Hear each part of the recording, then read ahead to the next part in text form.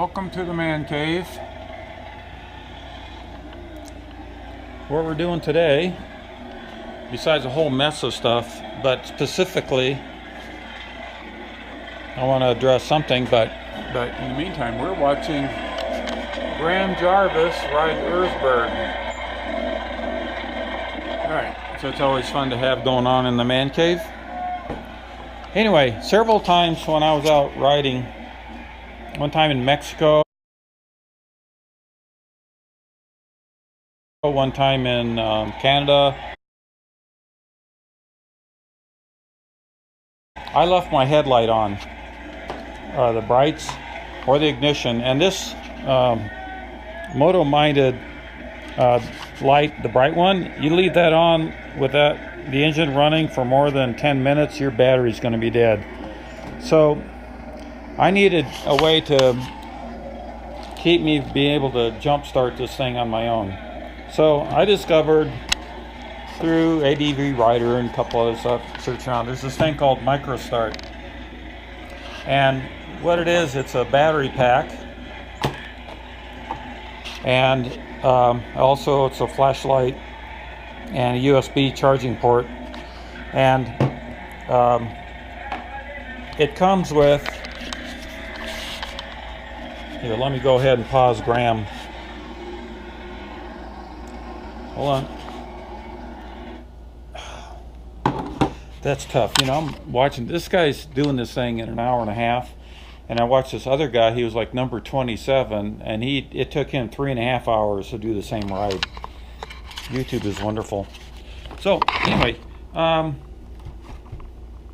so I've got this MIcrostart. It comes in a package like this, and this is the sport model. And if you push the button, then and then hold it down, you got this flashlight. Okay, I don't really care too much about that. Maybe it'll be handy, but normally when you buy this thing,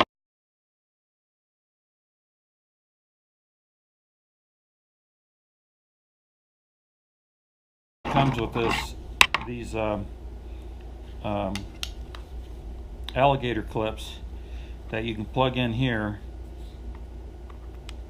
and then theoretically I can, using this, if it's bouncing back and forth, that means it's okay to do a start. So I could start my GMC here, that's what they tell me, my pickup truck 5 times using this thing, right? So I'm only concerned about starting my KTM 690 when I'm out in the middle of nowhere and I don't have to find jumper cables. So so if you get rid of this part and leave this in the bag in case you want to help somebody else, put that back in there, and good. All right, so this part, this umbilical, you put on the motorcycle.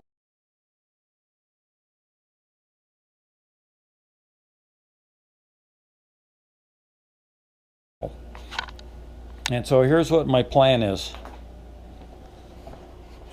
I already have one of these little SA connectors sticking out the side that I use to put a trickle charger on when I'm not around, or away from a long time. And I can also put a little USB adapter on it. So I always normally leave this thing just hanging. It's right below the cowling. So when you lift up the part here, sorry, here's the battery.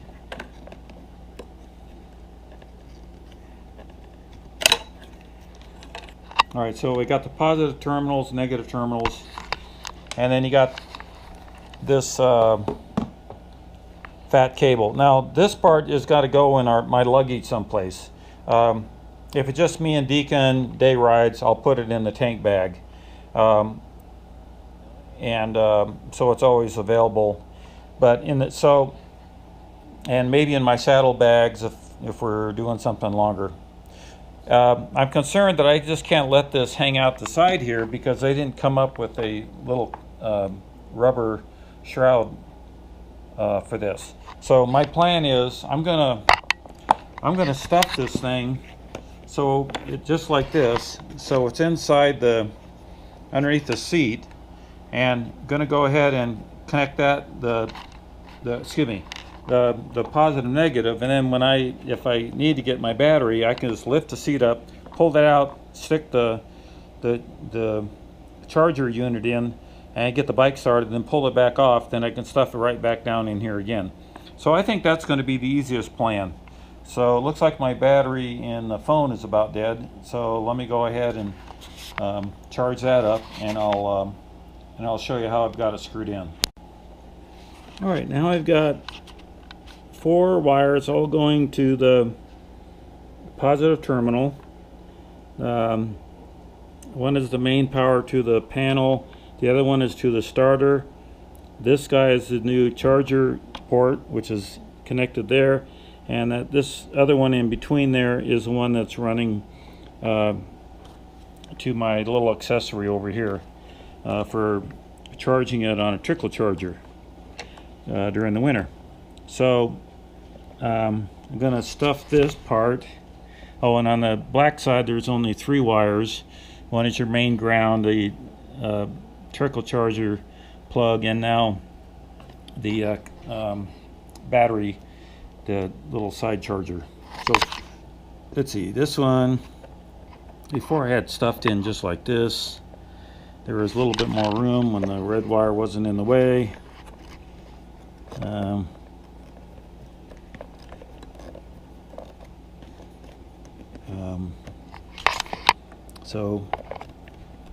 And that's its little fuse thing that can get stuff back that way, and it normally runs over the top here. And put this little spacer, you see a little thick section right there, and that grabs these little snap like that, and then so if I put this on there, and sure enough it holds it into place. All right, good. And now I'm gonna stuff this down in there just like that, and this cable runs across this way, although I think it has to go this way, because what's happening is, see this, that's a little foot for your seat, so I got to keep that out of the way. And then this little guy goes down like this.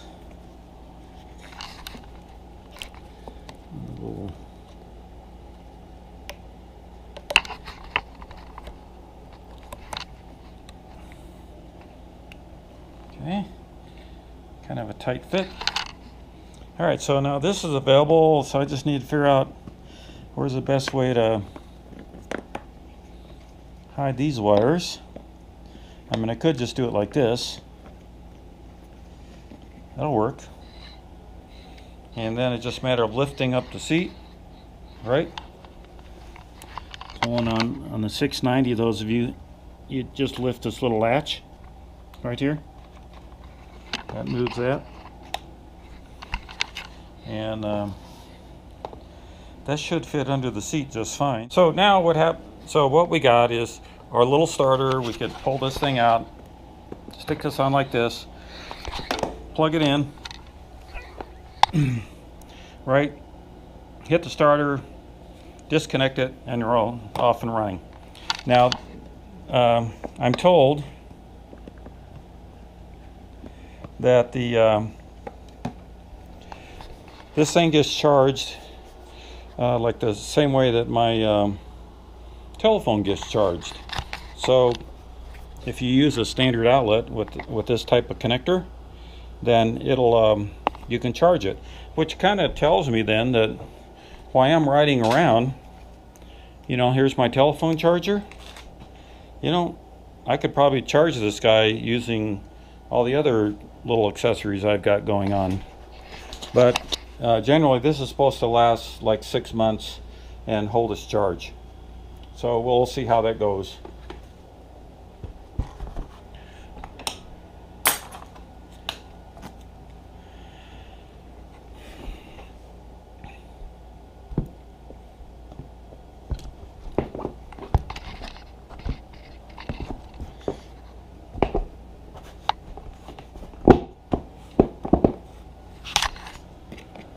Okay, I think it's a good value. By the way, you can also, if you want to start carrying stuff, the same people make this little tire inflator. So it didn't cost that much more. I got it on Amazon. So you could carry this along too. And I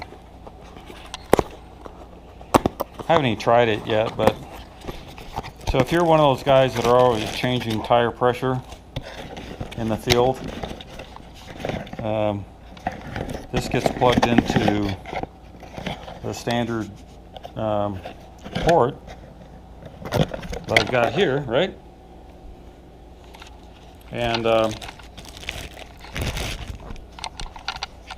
you just plug that into your, screw that into your valve, and you're on your way.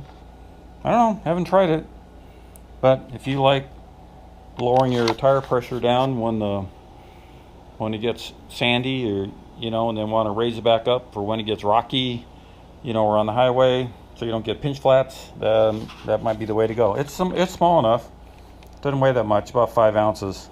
Okay, as luck would have it, you were talking about this MIcrostart battery charger, but I was doing all this work on my lighting circuitry to add these rear lights and stuff. Anyway, well, my battery's dead. See, so turn on the ignition. There's not enough to start it. So we'll actually plug this in. So I'm going to take this guy here.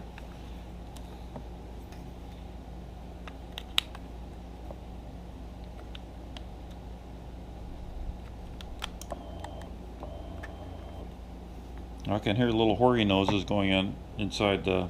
I don't think I have to touch anything. Alright, now I'll go over here.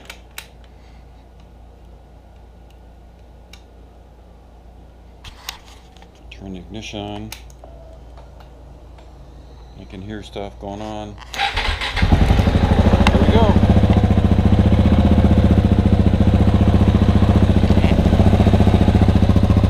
Alright, so I was able to start my bike with a little MIcrostart. Then you're supposed to pull this off within 30 seconds. There we go. And it's down to 3 buttons, and we need to put that back in the charger. And which I'll do over here.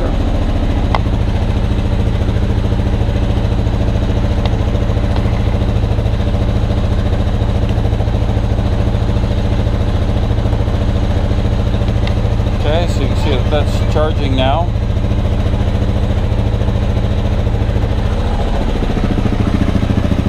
And